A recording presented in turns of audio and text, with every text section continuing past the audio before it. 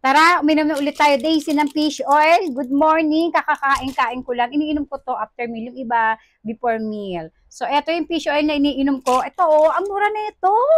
Nasa 100 plus lang to. 30 na po ang laman na ganito. Imagine, 100 plus. Meron sa mga physical store, pero mas mura po dito sa online. So, eto, ang ano ko dito, focus ko dito ay nakakatulong po ito sa ating heart at sa ating brain. Yung iba, ito, inumin na natin ha. Ayan, ayan. Ayan, ayan.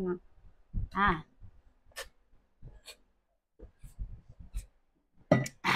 Yung iba, sinasabi nila, maganda rin daw to sa, base sa kanila, na yung balat nila ay kuminis, kumintab, ganon. Pero ako, ang gusto ko talaga na benepisyo na nakukuha ko dito sa fish oil ay yung pag-improve ng health ng ating heart at ng ating brain. Lalo na ako, tumatanders na ako eh.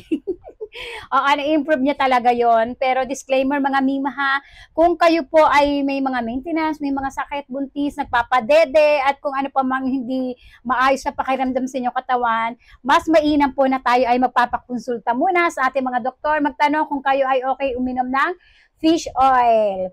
Pero kung kayo ay maaaring uminom, eto piliin nyo kasi nga, mura lang siya. Tingnan nyo, ang dami niyang laman, oh, 100, parang 150, yung presyo na babago depende sa mga pa-discount, pwedeng bumaba.